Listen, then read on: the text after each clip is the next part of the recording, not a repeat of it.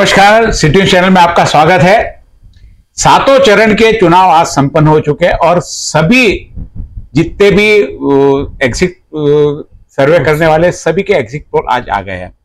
सभी ने नरेंद्र मोदी को पूरी तरह से बहुमत बताया है। 300 से लेकर 400 तक की सीटें कई सर्वे एजेंसी ने बताई है।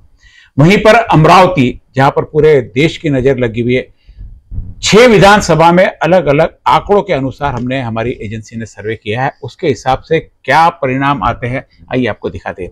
सबसे पहले देखते हैं अचलपुर मतदार संघ। मेरे साथ में संजय जी मापले हैं। हम मतदार संघ के साथ में यह भी कि यहाँ इनको यह वोट क्यों मिले और क्या मिले इस पर भी चर्चा करेंगे, क्योंकि सिर्फ बता देना कि नवनीत राणा आगे है या बलवंत वानखड़े आगे है यह नहीं होगा। हमें किस मतदार संघ में कितने वोट मिले, कौन मतदार संघ में आगे, क्यों आगे है और कोई क्यों पीछे, इन सारी चीजों पे हम आपके सामने डिस्कस करेंगे। सबसे पहले लेते हैं अचलपुर, जहां पर कुल मतदाता 2,80,817 है और मतदान हुआ 1,92,753, 68.64%। संजय जी 68.64% मतदान हुआ, जिसमें 1,92,753 लोग हैं। यहाँ पे हमारे जो सर्वे हुआ उसमें नवनीत राणा को 50% वोट दिया जा रहा है, यानी 1000 लोगों से हमने सैंपल्स लिए से उसमें करीब करीब 500 लोगों ने नवनीत राणा को पसंद किया। वहीं पे 350 लोगों ने इसमें बलवंत वानखड़े को पसंद किया और दिनेश गुप्ता को जो पसंद किया है 100 लोगों ने पसंद किया। और अन्य में यहाँ पर 5% वोट यहाँ पे जाते हुए दिख रहे हैं। यदि उसको आंकड़ों में कन्वर्ट करते हैं संजय जी हम, तो नवनीत राणा को 96,377 अचलपुर में मिल रहे हैं और बलवंत वानखड़े को 67,464 वोट। वहीं दिनेश गुप्ता, यह प्रहार का मतदार संघ है, 19,275 वोट मिल रहे हैं। बलन जी, जो ये संजय जी, जो बलवंत वानखड़े को 67,464 वोट यानी 35% मिल रहा है, यहाँ पर क्या लगता है, जस्टिफाई होता है एजेंसी का ये? संजय जी, आता विषय असा आहे की अचलपूर आणि चांदूर बाजार हा जो मतदारसंघ आहे, या मतदारसंघाचे आमदार बच्चू कडू आहे आणि जो आता सर्वे सिटी न्यूजच्या माध्यमातून अमरावती लोकसभेकरता विशेष करण्यात आला आणि आपली जी टीम होती, ज्या टीमने अतिशय चांगला सर्वे केला आणि त्या सर्वेच्या माध्यमातून एक विषय समोर आलाय की जवळपास 68% मतदान अचलपूर विधानसभा मतदारसंघाचं झालेलं आहे आणि जो सर्वे आपण दाखवला त्या सर्वेवर तर माझा विश्वास आहे। परंतु दिनेश बुबला जे 19,205 मतं मिळालेले आहे, म्हणजे जवळपास 10% मतदान आहे आणि 9,628 मतं म्हणजे 38 मतं म्हणजे 5% मतदान इतर म्हणजे त्याच्यामध्ये आनंदराज बीएसपी आणि बाकीचे सगळे अपक्ष उमेदवार आलेत त्याच्यामध्ये। माझं याच्यावर असं म्हणणं आहे की 9,628 जे मतं आहे, 5% दिलेले, हे जर मतं याच्यापेक्षा कमी आले, म्हणजे 9,000 पेक्षा जर मतं कमी आले, तर याचा जे बेनिफिट्स आहे, याचा जो फायदा तो बळवंत वानखडेंना होईल। यानी कहने का मतलब अन्य को जो 9,638 वोट दिए, यदि ये इसमें आंकड़ा कम होता है, समझो 2%, 1% आता है, तो ये फायदा बलवंत वानखड़े को जाएगा। 35% अभी वोट है वो 36, 37, 38%। कारण असं आहे की आपला जो मतदारसंघ आहे म्हणजे शेड्यूल कास्ट राखीव मतदारसंघ आहे आणि 90 म्हणजे 5% जे आपल्याला मतदान आपण ज्या ठिकाणी सर्वेमध्ये दाखवलेलं आहे, त्याच्यामध्ये सर्वच कॅन्डिडेट हे जवळपास म्हणजे शेड्यूल कास्ट असल्यामुळे सर्वच कॅन्डिडेट शेड्यूल कास्ट आहे आणि त्याच्यामुळे बळवंत वानखडे सुद्धा कॅटेगरीमध्ये आहे आणि नवनीत राणा कॅटेगरीमध्येच आहे। परंतु ही जी कॅटेगरी मोठी म्हणजे एससी समाजाची, म्हणजे त्याच्यामध्ये बौद्ध और एससी दो अलग अलग कर सकते हैं, बौद्ध एससी आपण वेगळं करू शकतो। त्या अनुषंगानं हे जे मत आहे, हे मत जर कन्वर्ट झाले तर हे मत बळवंत वानखडेंच्या पारड्यात पडतील असा मला विश्वास है। टोटल यहाँ पे हम अगला मतदार संघ भी लेंगे। अभी यहाँ पे नवनीत राणा जो है 28,913 की लीड से यहाँ पे अचलपुर मतदार संघ में आगे जा रही है। अब देखते हैं अगला मतदार संघ हमारे सामने जो आने जा रहा है अमरावती का है। अमरावती में जो मतदान हुआ है अचलपुर की, एक अमरावती के हम स्लाइड लगाएंगे सब। यहाँ पे 2,80,000 वोट हुआ, और अमरावती में 2 लाख,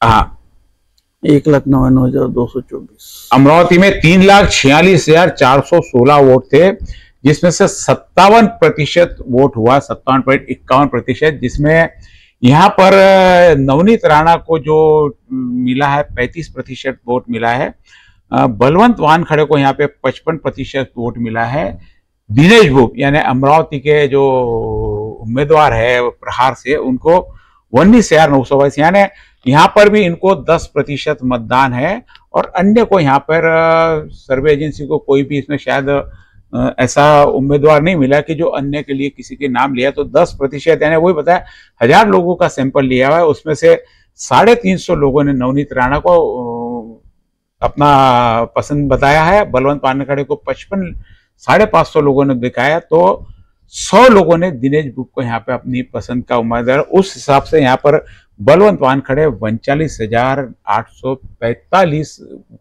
की लीड यहाँ पे ले, करीब 40,000 की लीड है। नवनीत राणा को 35% और बलवंत वानखड़े को 55%। क्यों इतना फर्क आ गया दोनों में? और दिनेश बुक जो कि प्रहार का है, अमरावती से उम्मीदवार है और एक बहुत अच्छे सामाजिक कार्यकर्ता, उनको भी 10% पे क्यों सिमट कर गया? क्या नवनीत राणा 35% वोट आपको जस्टिफाई करता है संजय जी? नाही, आता अमरावती मतदारसंघामध्ये जवळपास म्हणजे मॅक्झिमम जो मुस्लिम बहुल एरिया आहे, आणि या मुस्लिम बहुल एरियामध्ये जवळपास या विधानसभेमध्ये 1.25 लाख जे मतदान आहे, हे 1.25 लाख मतदान हे मुस्लिम समाजाचं आहे। आणि या निवडणुकीमध्ये आपण असं पाहिलं की मुस्लिम समाजाने भरभरून मतं जे दिलेले आहे ते इंडिया आघाडी आणि काँग्रेस पक्षाला दिलेले आहे, असं आपल्याला एकंदरीत ते चित्र आपल्याला पाहायला मिळालं। आणि त्याच्यामुळे हा जो हे जे मत आहे म्हणजे 1.25 लाख, तर 1.25 लाखामध्ये आपण असं धरलं की कमीत कमी माझं अमरावती मतदारसंघामध्ये 57% मतदान आहे, ते खरं पाहता मतदानच कमी मतदान झालेलं, मतदान कमी झालेलं, म्हणजे आपण 1,99,224 वोट आहे, 3 लाख, आपण अचलपूरमध्ये आपण असं पाहिलं की 68% मतदान झालं, अमरावतीमध्ये आपण पाहिलं तर 57% मतदान झालं। आणि त्याच्यामुळे या 1.25 लाख मतामध्ये माझं असं मत आहे 70,000 मतं हे मुस्लिम बहुल एरियाचं जे मतदान आहे, हे याच्यातले काही मतं आपण सोडून द्या, 2-4-5 हजार मतं आपण मायनस करू, पण मॅक्झिमम मतं इंडिया आघाडी आणि बलवंत वानखडेंना मिळाले। म्हणजे आता 70,000 मतं मिळाले, तर म्हणजे मग 39,000 मताचा जो विषय राहिला, तर 39,000 जे मतं, 39,000 मतामध्ये म्हणजे आपण अमरावती शहरामध्ये जर पाहिलं की बडनेरा विधानसभा मतदारसंघ, तिकडे राजापेठ आणि रुक्मिणीनगर करणं, तिकडे बडनेरा मतदारसंघ चालू होतं, तिकडे आपण बेलपुरा पाहिला, म्हणजे तो जो आपण वर्ग पाहिला तो बडनेरा मतदारसंघामध्ये येतो। आणि त्याच्यामुळे इकडे नवसारी आलं, गाळगेनगर आलं, रुक्मिणीनगर आलं, अर्जुननगर आलं, कॅम्पचा भाग झाला, हा जो भाग आहे म्हणजे अंबागडच्या आतला पूर्ण परिसर आला, तर हा जो भाग आहे हा भाग पूर्ण अमरावती विधानसभा मतदारसंघामध्ये येतो।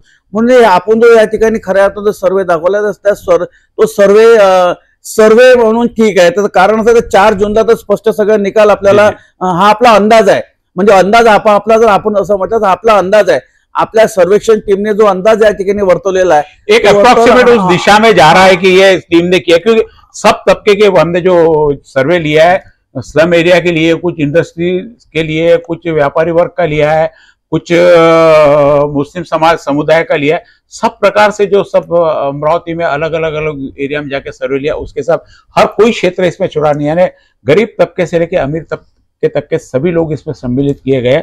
उस कारण ये यहाँ पे जो वोट का प्रतिशत हमको दिख रहा है, हालांकि 57.51% ही हुआ, लेकिन उसमें नवनीत राणा को 69 है, जैसे कारण बताया कि अमरावती में मुस्लिम बहुल और बौद्ध बहुल क्षेत्र है, उसके कारण यहाँ पे बलवंत वानखड़े को लीड ज्यादा मिली है। और ऐसे भी यहाँ पे जो आमदार है वो भी कांग्रेस के है, तो निश्चित रूप से कांग्रेस का वोट बैंक यहाँ अमरावती सदा रहा, उस हिसाब से 1,09,000 वोट मिलने की संभावना यहाँ पे नजर आ रही है। अगले हम विधानसभा पे जाएंगे, यहाँ पे हमने बलवंत वानखड़े की यहाँ पे अमरावती में 39,845 की यहाँ पे हमको लीड दिखाई दे रही है। यहाँ पे दिनेश बुक को यहाँ पे भी 10% पे यहाँ पे संतोष करना पड़ा, जबकि दिनेश बुक का खुद का यह मतदार संघ तो नहीं बोल सकते, एक बहुत अच्छा कार्यकर्ता है और कार्यकर्ता के नाते बहुत अच्छा हिंदी साइडर वोट भी यहाँ पे, लेकिन जो वोट में कन्वर्ट होने चाहिए से वो वोट में कन्वर्ट नहीं हो पाए। अगला मतदार संघ हमारे सामने बडनेरा आ रहा है। बडनेरा जो कि रवि राणा का मतदार संघ है, यानी हम कह सकते हैं कि युवा स्वाभिमान का यानी होम टाउन जिसको बोल सकते हैं वो मतदार संघ है। यहाँ पर भी कुछ जो आंकड़े दिखाई दे रहे हैं नवनीत राणा के बडनेरा में हमको 40% के आसपास वोट दिखाई दे रहे हैं और बलवंत वानखेड़े को यहाँ पे 45% वोट दिए और दिनेश बुक को यहाँ पे मात्र 5% और अन्य को 10%। अन्य को 10% क्यों है और दिनेश बुक को 5% क्यों है? और खुद का मतदार संघ होने के बावजूद यहाँ पर जो बलवंत वानखेड़े को यहाँ पे नवनीत राणा से करीब करीब 8 से 9,000 वोट ज्यादा दिखाई जा रहे और वही 9,400 की लीड यहाँ पे दिखाई दे रही। क्या लगता है क्यों नवनीत राणा को वोट बडनेरा मतदार संघ में कम मिल रहे होंगे? नाही, बडनेरा मतदारसंघामध्ये आपण असं पाहिलं तर ग्रामीण भाग जास्त आहे जी, म्हणजे हा शहरी भागातला, मी तुम्हाला 5 मिनिटापूर्वी जो विषय सांगितला, शहरी भागातला हा पट्टा एक बडनेरा प्रॉपर शहर बडनेरा जी, आणि त्याच्यामुळे शहरी भागाचा जो विषय आहे तो शहरी भाग बडनेरा मतदारसंघामध्ये कमी होतो आणि ग्रामीण जो भाग आहे म्हणजे ग्रामीण भागामध्ये आपण जर पाहिलं तर म्हणजे भातकोली, आसरा, उत्तमसरा, हा जो तिकडनं तो पूर्ण पट्टा ग्रामीण भागामध्ये मोडतो। दुसरा विषय असा आहे की त्या ठिकाणी आमदार म्हणून रवी राणा त्या ठिकाणी आमदार आहेत आणि मागल्या निवडणुकीमध्ये आपण असं पाहिलं की बहुसंख्य दलित आणि मुस्लिम समाजाने जे मतदान केलं होतं ते मतदान नवनीत राणांना म्हणजे यांना रवी राणांना यावेळेस केलं होतं आणि पण यावेळेस आपण चित्र असं पाहिलं की दलित बहुतांश दलित आणि मुस्लिम वर्गाने जे मतदान केलेलं आहे ते इंडिया आघाडी आणि काँग्रेसच्या उमेदवाराला केलं, म्हणजे तसं ते मतदान आहे ते मतदान तसं ते मायनं झालं। दुसरीकडे आपण असं पाहिलं की बडनेरा मतदारसंघामध्ये मुस्लिम समाजांपेक्षा दलित समाज हा मोठ्या प्रमाणामध्ये आहे, म्हणजे तिथे मराठा समाज असेल, ओबीसी समाज असेल, ओबीसी समाज भरपूर आहे, म्हणजे त्याच्यामध्ये तेली या समाज त्या मतदारसंघामध्ये बहुतांश मोडतो आणि त्याच्यामुळे खूप काही आपण डिफरन्स या ठिकाणी आपण दाखवलेला नाहीये। तो डिप्टी पण आपण दाखवलेला आहे, मला वाटते फक्त 7 ते 8 हजाराचा, तो काही खूप 9,400 वोट का यहाँ पे बलवंत वानखेड़े को लीड है। खूप मोठा डिफरन्स नाहीये, पण एकंदरीत मला असं वाटतं की जे 40 आणि 45% जे या ठिकाणी आपण तो कॅल्क्युलेशन आणि गणित जे लावलेलं आहे तर माझ्या मते दोघांना त्या ठिकाणी 50% म्हणजे जवळपास 50 करीब बराबरी में 5% का फर्क है, लेकिन अन्य को जो 18,858 वोट ये 18,858 जे मतदान आहे ते 18,858 मत जर डिवाइड झाले आणि त्याचं कन्वर्ट झाले तर त्याचा फायदा म्हणजे 70% त्याचा जो बेनिफिट आहे तो बेनिफिट बलवंत वानखेडेंना होईल आणि 30% त्याचा जो बेनिफिट आहे नवनीत राणांना होईल 18,858 मतांचा। आणि त्याच्यामुळे आपण 30% जर आपण त्याच्यामध्ये धरलं तर 70% आपण जर धरलं तर 12,000 मतं आणि 5 से 7,000 मतं, म्हणजे तो डिफरेंस जो बलवंत वानखेड़े की जो लीड है वो 9,000 से 15,000 के आसपास आ सकती है। यदि ये वोट यदि अलग तरफ जाते हैं, साथ ही दिनेश बुक को 9,429 वोट बताया जा रहे हैं यहाँ पे, क्योंकि अमरावती का आधा भाग यानी पन्नावाल नगर और राजापेट से का पूरा भाग जो हिंदी साइडर का पूरा हिंदी साइडर जिसमें राजस्थानी समाज का बहुत ज्यादा वहां पे रेसिडेंस है, इस हिसाब से 5% बडनेरा मतदार संघ में भी दिनेश बुक को वोट मिल रहे हैं, 9,000 से 10,000 वोट मिल रहे हैं, तो ये जस्टिफाई करते कि वो उतने वोट उनको मिल सकते हैं वहां पे। अब अगले मतदार संघ पे जाते हैं, यहाँ पे 9,429 की यहाँ पे आगे अगला अपना मतदार संघ हमारे पास में दरियापुर है। यहाँ पे दरियापुर जो बलवंत वानखेड़े का खुद का, अभी हमने बात की थी रवि राणा की जो मतदार संघ में, रवि राणा के बाद में बलवंत वानखेड़े का यह मतदार संघ है। बलवंत वानखेड़े के मतदार संघ में 2,99,620 वोट है और यहाँ पे 66.58% वोट हुआ, जबकि हमने अभी बडनेरा में देखा था कि बडनेरा में मात्र 55.78% यानी रवि राणा वहां पे वोट ज्यादा कराने में नाकाम रहे। वहीं बलवंत वानखेड़े के मतदार संघ में 66.88 वोट मिल गए। तो निश्चित रूप से बलवंत वानखेड़े को इसका शायद फायदा मिलना चाहिए, लेकिन सर्वे टीम जो है वो बलवंत वानखेड़े को बहुत ज्यादा फायदा यहाँ पर नहीं दिखा रही। खुद के मतदार संघ में भी बलवंत वानखड़े 6000 के वोट के डिफरेंस में क्या कारण है। और दिनेश बुक को वहां पे 10% यहाँ पे भी दिखा रहे, तो यहाँ पे भी करीब 20,000 के आसपास वोट दिनेश बुक को मिल रहे हैं और अन्य को यहाँ पे भी 7% वोट दिया जा रहा है और नवनीत राणा को यहाँ पे 40% वोट दिया जा रहा है। 40% यानी 80,000 के आसपास ये नवनीत राणा है, 86,000 वोट बलवंत वानखड़े को है और 20,039 वोट जो मिल रहे हैं दिनेश बुक को, अन्य 1,14,027। अब ये जो आंकड़े है सारे के सारे बलवंत वानखड़े का खुद का मतदार संघ, खुद के मतदार संघ में यदि वो 60% वोट नहीं लेते और हम लोकसभा की बात करते हैं तो किस प्रकार से मतदार संघ की हम ये करेंगे। नाही, आता ह्या दर्यापूर जो मतदारसंघ आहे, ह्या दर्यापूर मतदारसंघामध्ये आपण जे 43% दाखवलेलं आहे, 86,166 मतं बळवंत वानखडेंना। जी जी। आणि एक फक्त आपण थोडं आपण बॅकमध्ये गेलो तर आपल्याला असं पाहायला मिळेल की बडनेरा दर्यापूर जो मतदारसंघ आहे, दर्यापूर मतदारसंघात शिवसेनेचा गड राहिलाय। जी। म्हणजे 25 वर्ष जवळपास त्या ठिकाणी प्रकाश भारसाके त्या ठिकाणी आमदार होते। जी। आणि मग आता त्याच्यानंतर महाराष्ट्राच्या राजकारणामध्ये जी दुभागणी झाली, म्हणजे उद्धव बाळासाहेब ठाकरेंचा शिवसेना आणि शिंदे गटांचा शिवसेना, याची जी विभागणी झाली, तर तसा पाहला हा जो मतदारसंघ आहे हा शिवसेनेचा गड म्हणून मानला जातो। शिवसेनेचा गड म्हणून मानला जातो म्हणजे काय होतं की तेव्हा बाळासाहेबांची जी शिवसेना होती ती कट्टर हिंदुत्ववादी होती, म्हणजे कट्टर हिंदुत्ववाद। आणि त्या कट्टर हिंदुत्ववाद दर्यापूर मतदारसंघामध्ये आपण जर पाहिलं तर तसा तो तेव्हाच्या राजकारणापासून तो आज बऱ्याच प्रमाणात टिकून आहे। आपण असं पाहिलं त्या ठिकाणी शिवसेनेचे त्या ठिकाणी बाळासाहेब हिंगणीकर हे सुद्धा त्या ठिकाणी तेव्हाचे नेते होते, ते सभापती राहिले, ते आता काँग्रेसमध्ये आहे। पण त्याच्यामुळे दर्यापूर मतदारसंघामध्ये जो हा जो भाग येतो म्हणजे येवदा पासून तिकडे जवळपास अकोटपर्यंत हा मतदारसंघ गेलेला आहे।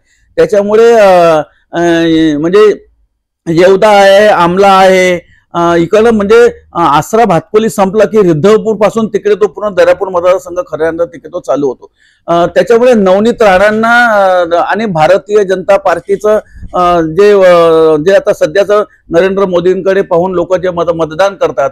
आणि दुसरा विषय असा की नवनीत राणा त्या ठिकाणी म्हणजे जिल्ह्याच्या राजकारणामध्ये ते आता सध्या खासदार आहे आणि त्या मतदारसंघामध्ये नवनीत राणांचं काम बऱ्यापैकी राहिलं असेल असं मला वाटते दर्यापूर मतदारसंघामध्ये। आणि बळवंत वानखडे ते आपण ठीक आहे, डिफरन्स आपण 6,000 आपण डिफरन्स दाखवलेला आहे, पण बळवंत वानखडेंना सुद्धा चांगल्यापैकी मत आहे।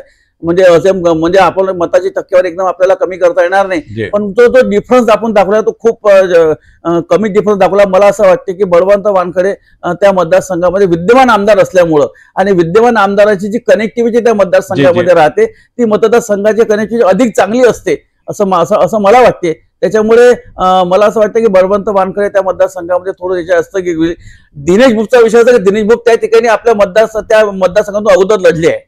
राष्ट्रवादी काँग्रेसच्या तिकीटवर दिनेश बुबांनी पहिले राष्ट्रवादी काँग्रेस लढे, त्या ठिकाणी त्यांना ठीक आहे मते कमी पडली होती, पण दिनेश बुक त्या ठिकाणी मतदान लढले। त्यामुळे त्या दिनेश बुकचा त्या ठिकाणी व्यक्तिगत त्या ठिकाणी स्वतःचा परिचय आहे आणि प्रहार जी संघटना सुद्धा त्या ठिकाणी कार्यरत आहे, म्हणून 10% मतं दिनेश बुबांना अपेक्षित आहेत। परंतु जर दिनेश बुबने जर 20,000 मतं घेतात तर ह्या मताचा जो मॅक्झिमम जो लॉस आहे तो जास्त लॉस या लोकसभेमध्ये नवनीतजी राणा यांना होईल का 70% लॉस होईल। त्याच्यामध्ये 30% जो लॉस होईल तो बळवंत वानखडेंचा सुद्धा लॉस होईल। आणि आता अन्न जो मतदान आपण दाखवलाय, पण ज्या अन्न मतदारसंघाचा जो बेनिफिट्स आहे तो बेनिफिट बळवंत वानखडेंना होईल। म्हणजे हे जर आपण जे अन्नमध्ये मतदान दाखवलं 14,000 काहीतरी मतदान दाखवलेलं आहे, हे मतदान तर 14,000 पर्यंत नाही पोहोचलं, ते तर कमी पडलं तर त्याचं जे बेनिफिट बळवंत वानखडेला जाईल। आणि माझ्या बळवंत वानखडे जवळपास माझ्या मताप्रमाणे 95। अन्य में इसलिए कि अन्य में वहां पे देखिए पिछली बार भी आरपीआई का भी उम्मीदवार खड़ा था, आरपीआई के उम्मीदवार ने भी काफी अच्छे वोट दिए थे। आनंदराज आंबेडकर है, नहीं बळवंत वानखडे पहले आरपीआई मध्येच होते। जी, म्हणजे गवई म्हणजे लोकल कई बार जैसे आपने बताया कनेक्टिविटी अच्छी होनी चाहिए। यदि हम बडनेरा मतदार संघ की बात करें बडनेरा मतदार संघ में भी वहां पे नवनीत राणा को कम वोट है। यदि वो बात करते तो नवनीत रवि राणा की वहां कनेक्टिविटी अच्छी होनी चाहिए, लेकिन वहां पे भी हमने 40% में सामाजिक जी विभागणी झाली। म्हणजे मी तुम्हाला सांगितलं जातीच्या समीकरण, आता जातीच्या समीकरणामध्ये आपण उद्या या विषयावर आपण चर्चा करणार आहोत। जातीच्या समीकरणामध्ये कसं झालं, एक जो गठ्ठा मत आपण ज्याला गावरानी भाषेमध्ये गठ्ठा मत म्हणतो आपण त्याला, तर त्या गठ्ठा मतामध्ये खूप प्रमाणामध्ये डिव्हायशन झालं नाही। म्हणजे गठ्ठा मताचा जो बेनिफिट झाला बंजारा मतदारसंघामध्ये, गठ्ठा मताचा बेनिफिट जो मॅक्झिमम झाला तो बळवंत वानखडे झाला, म्हणजे काँग्रेस म्हणजे इंडिया आघाडीच्या याला झाला तो, म्हणजे त्या उमेदवाराला झाला, त्याच्यावर तो फरक पडला। आता आपण जातीच्या समीकरणामध्ये जर आपण उद्या चर्चा करणार आहोत, आपल्याला म्हणजे आपण मग समीकरण ठरवू की जातीचं जे डिव्हायशन म्हणजे ओबीसी समाज असेल, मराठा समाज असेल, मुस्लिम समाज असेल, दलित समाज असेल, याचं डिव्हायशन कशा पद्धतीने झालं आपल्याला उद्या आपण ज्या विषयावर आपण चर्चा करणार होतो। 6000 वोट की लीड लेके बलवंत वानखड़े यहाँ से आगे दरियापुर में खुद के मतदार संघ में है। वहीं पर जो हमने अभी देखा बडनेरा में 9400 वोट से बलवंत वानखड़े लीड पे, वहां पे अमरावती में 39,000 से लीड पे था बलवंत वानखड़े। अब देखते आगे तिवसा मतदार संघ, मेलघाट देख रहे। मेलघाट मतदार संघ में ये मेलघाट मतदार संघ है, ये निश्चित रूप से नवनीत राणा के फेवर का मतदार संघ है, क्योंकि नवनीत राणा लगातार 5 साल यहाँ पे मेलघाट में संपर्क में, और नवनीत राणा हकीकत में देखा जाए संजय भाऊ तो पिछले 5 सालों में खासदार क्या होता है, खासदार की नजदीकी क्या होती है, इसके लिए नवनीत राणा का हम उदाहरण दे सकते हैं। कहीं पे भी 5 साल में किसी ने इस बार ये नहीं कहा कि हम खासदार को नहीं जानते। इससे पहले हमने कई बार देखा कि खासदार को हमने देखा नहीं है, हम अपन यहाँ पायलट, कैसे कई सारे बोर्ड लगे, लेकिन नवनीत राणा के बारे में भी यह बात नहीं है। और विशेष करके मेलघाट प्रभाग में उनका बहुत आदिवासी लोगों से प्रेम रहा है, उसके चलते यहाँ पे हम देख रहे हैं कि 2,86,890 का यह मतदार संघ है, और 71% वोट, सबसे ज्यादा वोट, यानी सबसे ज्यादा, यानी हम यहाँ कह सकते हैं कि ज्यादा वोट का परिणाम यहाँ पे निश्चित रूप से नवनीत राणा को फायदा हुआ। टोटल मतदान यहाँ पे 2,03,749 हुआ, यानी 71.2% मतदान यहाँ पे हुआ है, जिसमें सीधे सीधे नवनीत राणा को 60% वोट यहाँ पे मिल रहे हैं और बलवंत वानखड़े को मात्र 30% है। नवनीत राणा से सीधा आधा यहाँ पे वोट मिल रहा है, और दिनेश बुक को यहाँ पे जरूर 10% मिला, क्योंकि प्रहार का यहाँ पे आमदार है, और प्रहार के आमदार के कारण 10% वोट भी यहाँ पे मुझे लगता है कि दिनेश बुक को कम है। प्रहार का विनिंग आमदार है, और सबसे ज्यादा मतों से पिछली बार 6 मतदार संघ में वो राजकुमार पटेल जीत कर आए थे। यदि वहां पर ये 20,000 वोट पे यदि दिनेश बुक को संतोष करने लगा थे, तो राजकुमार पटेल के लिए आगे के लिए यह बहुत खतरे वाली घंटी यहाँ पे दिखती है, क्योंकि नवनीत राणा का लोकसभा में वहां पे आदिवासी लोगों से बहुत प्रेम ज्यादा है, इसलिए बाकी सारी चीजें वहां पे यानी सेकेंडरी हो जाती है। कि राजकुमार पटेल आमदार होने के बावजूद वहां पे सर्वे टीम को हो सकता ये ऊपर नीचे हो सकता है, क्योंकि बताया हमने हजार लोगों के सैंपल्स दिए, और अन्य को यहाँ पे कोई भी वोट यहाँ पे नहीं मिल रहा है।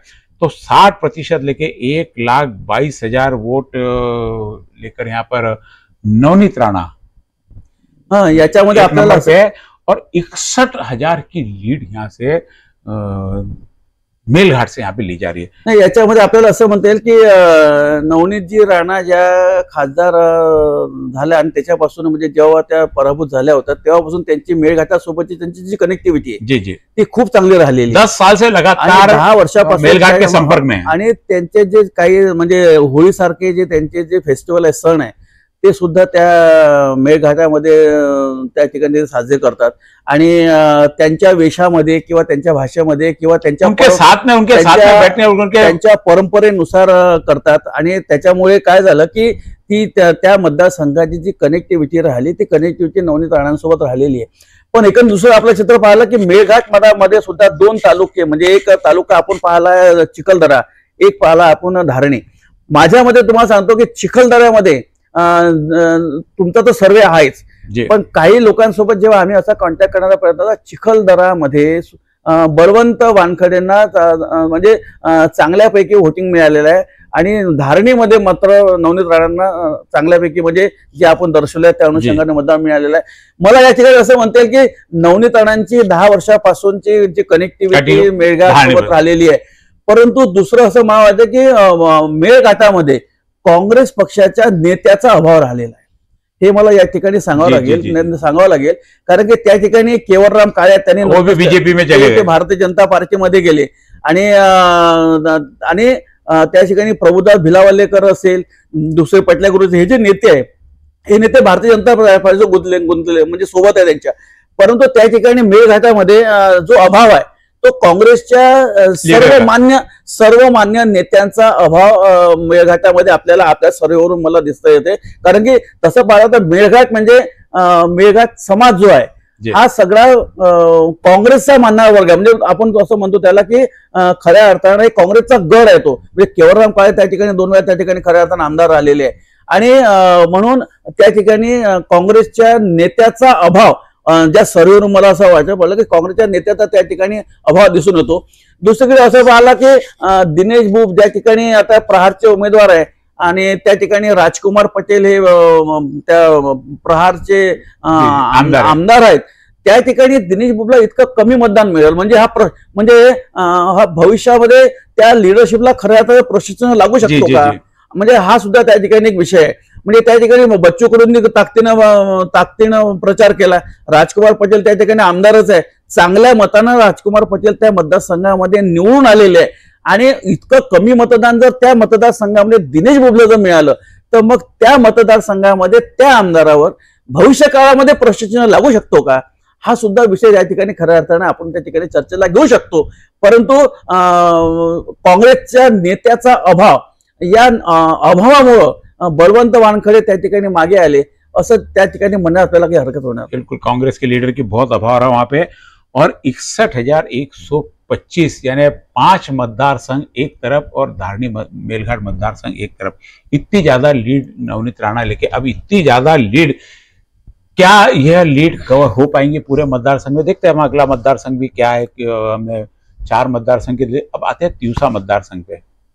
तिवसा मतदार संघ ये यशोमती ताई ठाकुर का मतदार संघ है जो अमरावती की पालक मंत्री रही है और पूरे जिले में बहुत अच्छी कमांड यशोमती ताई की यहाँ पे रही है और पूरा जो कैंपेनिंग है ये इलेक्शन का पूरा यशोमती के नेतृत्व में चला है पूरा अमरावती का.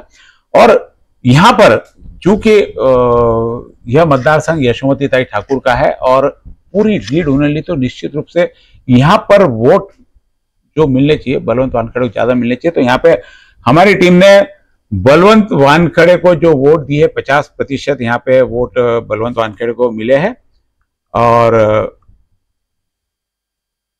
नवनीत राणा को 35% वोट दिया है. यहाँ पे दिनेश बुब यहाँ पर भी 10% वोट ले रहे हैं. अब दिनेश बुब का यहाँ पे क्या कनेक्शन है, कुछ शिवसैनिक पुराने हो सकते, उस कनेक्शन में हो सकते, अमरावती से नजदीक है वो कनेक्टिविटी हो सकती, या ऐसे लोग जो कांग्रेस के होंगे, भाजपा के होंगे, जो उनको नहीं पड़ता होगा वो उनको. और वहाँ पे प्रहार के लीडर भी है, वहाँ पे संजय देशमुख है, वसु महाराज है, ये सब है. तो प्रहार का भी गढ़ रहा. और अचलपुर से जो आमदार है बच्चू कडू, उनका भी तिवसा में काफी आना जाना रहा. तो उस हिसाब से 18,232 वोट यदि 10% मिलता है दिनेश बुब को तो मुझे लगता है वो वहां पे जस्टिफाई करते हैं. लेकिन बलवंत वानखड़े को यशोमती ताई ठाकुर के मतदार संघ में मात्र 50% वोट मिलना, ये कितना जस्टिफाई करता है? आता अमरावती लोकसभेची जी निवडणूक आहे, निवडणुकीमध्ये आपण 3 चेहरे पाहिले, बलवंत वानखड़े जी, दिनेश बुब आणि नवनीत राणा जी. हे लोकसभेचे उमेदवारांचे चेहरे होते जी. पण तसं पाहिलं तर अमरावती मतदारसंघामध्ये या चेहऱ्यामागचे जे 3 चेहरे होते जी, ते होते रवी राणा जी, यशोमती ठाकूर आणि बच्चू कडू. सही बात है. म्हणजे यांच्या अस्तित्वाच्या लढाईची अमरावतीची लोकसभा होती. जी. म्हणजे चेहरे, त्या चेहऱ्यांच्या मागचे असलेले चेहरे, यानी जो पीछे जो बेस है वो पीछे का है, पीछे का बेस आहे. फ्रंट चेहरा अलग है लेकिन पीछे कार करने वाली टीम पूरी अलग है. हा, म्हणजे या तीन नेत्यांची खऱ्या अर्थाने निवडणूक होती, पण उमेदवार हे होते. जी. आणि यशोमती ताई ठाकूरांनी बलवंत वानखड्यांच्या तिकिटीकरता जे प्रयत्न केले आणि ते तिकीट आणले आणि त्यांनी खऱ्या अर्थानं बलवंत वानखडेची निवडणूक त्यांनी डोक्यावर घेतली होती. जी. हे नाकारून चालता येणार नाही. आणि म्हणून यशोमती ठाकूरने बलवंत वानखडेच्या निवडणुकीच्या प्रचारामध्ये, मी त्याला क्रांती म्हणेल, एक त्यांनी अशी क्रांती घडवून आणली की इतक्या कमी म्हणजे 15 दिवसाच्या या कॅम्पेन मध्ये यशोमती ठाकूरनी पूर्ण जिल्हा जेवढा पिंजून काढला तेवढाच मतदारसंघ तिवसा सुद्धा पिंजून टाकला. त्याचं कारण काय होतं? त्याचं कारण होतं की तिकीट त्यांनी आणलेली आहे आणि त्यांनी घेतलेली डोक्यावर त्यांनी घेतलेली निवडणूक आहे आणि त्या जिल्ह्याच्या काँग्रेसच्या नेत्या आहे आणि म्हणून त्यांना बळवंत वानखडेंना निवडून आणण्याचं निवडून आणण्याचं त्यांनी मेहनत घेतलेली आहे. आणि म्हणून त्यांना जे त्या ठिकाणी आपल्याला पाहायला मिळतं की 50% मतदान हे म्हणजे बळवंत वानखेडेला मिळालं. मी असं माझं मत आहे की हे बळवंत वानखेडेचं मत नसून हे मत यशोमती ठाकूरांचं मत आहे जे बळवंत वानखेडेच्या पारड्यात पडणार आहे, कारण की त्यांची ती मेहनत आहे आणि त्याच्यामुळे बळवंत वानखेडे त्या ठिकाणी निश्चितच त्या ठिकाणी आघाडीवर राहतील असा मला विश्वास आहे. नवनीत राणांबद्दल जर बोलायचं झालं तर त्या ठिकाणी भारतीय जनता पार्टी 60% त्या ठिकाणी आमदार होते. मागची आपण निवडणूक पाहिली तर राजेश वानखडे शिवसेनेचे कॅन्डिडेट होते आणि राजेश वानखडेंनी अतिशय जोमात फाईट मागच्या 2019च्या निवडणुकीमध्ये यशोमती ताईंना दिली आणि मला वाटतं का ते 9 ते 8 ते 9 हजार मताचा काहीतरी डिफरन्स होता त्या विजयामध्ये आणि त्यांनी आता भारतीय जनता पार्टीमध्ये प्रवेश घेतला. शिवसेनेचा जरी तो गड असेल तिवसा मतदारसंघ, परंतु राजेश वानखडे त्या ठिकाणी 60% आमदार राहिलेले आहे आणि तसंही तिवसामध्ये भारतीय जनता पार्टीचं काम हे बऱ्यापैकी आहे आणि राजेश वानखडेंनी नवनीत राणांसाठी त्या ठिकाणी चांगली मेहनत केलेली आहे. इव्हन नवनीत राणांनी सुद्धा तिवसा मतदारसंघ चांगला पिंजून काढलेला आहे. पण यशोमती ठाकूरला ज्या पद्धतीनं तोड द्यायला पाहिजे होती ती सुद्धा त्यांना कुठेतरी कमी पडली किंवा अवधी कमी पडला त्याच्यामुळे त्या मताचा जो डिफरन्स आहे तो मताचा डिफरन्स थोडा कमी झाला असेल. परंतु हे आपले सगळे अंदाज आपापला आहे. 4 जूनला सर्व चित्र स्पष्ट होईल. कदाचित याच्यापेक्षा जास्त वाढू शकेल किंवा कमी सुद्धा होऊ शकेल, हा आपला अंदाज है. तिवसा मतदारसंघ ओबीसी बहुल है, ओबीसी उस मतदारसंघ में ज्यादा है और ओबीसी जिस जातिगत समीकरण का कल हम वापस कल के सर्वे में लेंगे, ओबीसी करीब बीजेपी की तरफ ज्यादा, क्योंकि कन्वर्ट हुए पूरे. और अभी ओबीसी जर बीजेपी सोबत असेल तर मग नवनीत राणांचं मतदान वाढायला पाहिजे. जी, ओबीसीचं जर मतदान एक वोट फॅक्टर हो सकता है. ओबीसीचं मतदान जर जास्त आहे म्हणजे एकट्या दिवसामध्ये तेली आणि माळ्यांची संख्या त्या ठिकाणी म्हणजे खूप मोठ्या प्रमाणामध्ये संख्या आहे. बाजूच्या आपण त्या गावात पाहिले म्हणजे देवणी पासून तर अगदी हा मतदारसंघ अगदी पोटे कॉलेज पर्यंत खऱ्या अर्थानं मतदारसंघ आलेला आहे. परंतु या मतदारसंघामध्ये जेव्हा आपण पाहिलाय म्हणजे साहेबराव तटकेंपासून पाहिलं, आपण यशोमतीताईपासून पाहिलं, भैयासाहेब ठाकूरांपासून पाहिलं, पण शरद तहसील पासून आपण पाहिलं, आपण जुना जर इतिहास घेतला तरी तिवसा मतदारसंघांनी काम करणाऱ्या माणसाच्या काम करण्याच्या उमेदवारांच्या मागे म्हणजे भैयासाहेबांसोबत मी सुद्धा राहिलेलो आहे. तर काम करणाऱ्या माणसाच्या मागे तिवसा मतदारसंघ राहिलेला आहे. त्याच्यामुळे ओबीसीचं जर त्या ठिकाणी आपण जसं म्हटलं तर मग नवनीत राणांचं मतदान त्या ठिकाणी खरं तर वाढायला पाहिजे होतं. पण यशोमती ठाकूरांनी त्या ठिकाणी काम आहे. दुसरं असं आहे त्या ठिकाणी एपीएमसी त्यांच्या ताब्यात आहे, म्हणजे त्या ठिकाणी एपीएमसी त्यांच्या ताब्यात आहे, खरेदी विक्री संघ त्यांच्या ताब्यात आहे, सोसायट्या त्यांच्या ताब्यात आहे आणि त्या ठिकाणी विद्यमान आमदार आहे. आणि त्याच्यामुळे बळवंत वानखडे करता त्यांनी जे मी अगोदर सांगितलंय त्यांनी निवडणूक डोक्यावर घेतली होती, त्याच्यामुळे त्यामुळे बळवंत वानखडेंनी खऱ्या अर्थानं त्या ठिकाणी आघाडी घेतलेली आहे असं म्हणणं वावं ठरणार नाही. अब ये हो गए 6 मतदारसंघ. अब 6 मतदारसंघ का हमने आपके सामने पूरा आंकलन रख दिया, लेकिन अब इन सब का जो समरी है कि कौन आगे है कौन पीछे, ये समरी आपके सामने हाजिर है पूरी की पूरी. 18,36,078 कुल मतदाता इस लोकसभा में थे, जिसमें से 11,67,014 वोट यहाँ पे मतदान लोगों ने किया है. ये कुछ प्रतिशत यहाँ पे गलत आ गया, 57% नहीं 63% लिखने में कुछ गलत आ गया है इनका. ये इनको हम वापस करेक्शन कर लेंगे क्योंकि ये 57 नहीं 63% है. वोट 11,67,000 करीब बराबर है. लेकिन जो हमने अभी सारा आकलन निकाला, ये 57% नहीं, ये 57% इनका गलती से आ गया है, ये हम वापस सुधार के दे देंगे. लेकिन जो हमने अभी सारा का सारा आकलन किया, आकलन 63% का ही है. शायद ये कुछ ऑपरेटर से इसमें मिस्टेक हो गई है. नवनीत राणा को यहाँ पर 5,07,753 यानी टोटल 43.33% वोट यहाँ पे नवनीत राणा को मिल रहा है और बलवंत वानखेड़े को यहाँ पे जो वोट मिल रहे हैं 5,349, यानी दोनों उम्मीदवार यहाँ पे 5 लाख के ऊपर वोट ले रहे हैं। शुरुआत में भी हमने बताना भूल गए कि कहीं पर भी हर सर्वे में हमने जातिगत समीकरण का भी सर्वे लिया है, हमने पिछली बार का चुनाव और इस बार का चुनाव दोनों को अभी एक कंपेयर करके एक सर्वे लिया है। सारे सर्वे वो सर्वे लिए हमने। उसके बाद में जो एज वाइज सर्वे होते हैं 30 साल के अंदर के, 30 से 40 साल के, 40 से 50 साल और 60 साल के, इनका भी हमने सर्वे किया। ये सारे सर्वे अभी आपको 4 तारीख के पहले रोजाना हम आपको बताएंगे। आज हमने विधानसभा वाइज दिया है, कल हम आपको जातिगत समीकरण में पूरा पूरा बताएंगे किस प्रकार से कौन सी जाति के वोट किसको मिले और कौन वहां पे आगे है कौन पीछे। तो यहाँ पे बलवंत वानखेड़े को 5 लाख वोट और हर सर्वे में कहीं पर भी 5 लाख से वोट कम दोनों उम्मीदवारों को नहीं है। और यहाँ पे हम देख रहे हैं कि दिनेश बुब को 1,07,000 वोट मिले, अन्य 51,639।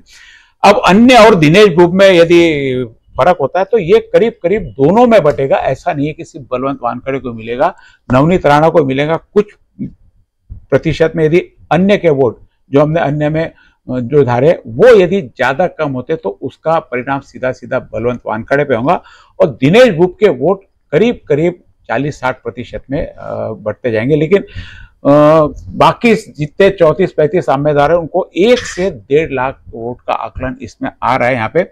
यहाँ पर नवनीत राणा 7,404 वोट से विजय होती हुई मतदार संघ के अनुसार जो हमने आकलन किया उसके हिसाब से यहाँ पे नवनीत राणा की विजय बहुत, जैसे हम सट्टा बाजार में भी यदि आज बात करें तो दोनों के आज 90 पैसे के बराबरी के रेट आ गए। कल तक बलवंत वानखेड़े के 80 पैसे के रेट थे, उससे पहले 60 पैसे के भी रेट गए थे। ये रेट अब एक लोगों का आकलन रहता है, जैसे हम हमारा पूर्वानुमान लगाते वैसे उनकी भी टीम होती है वो पूर्वानुमान लगता।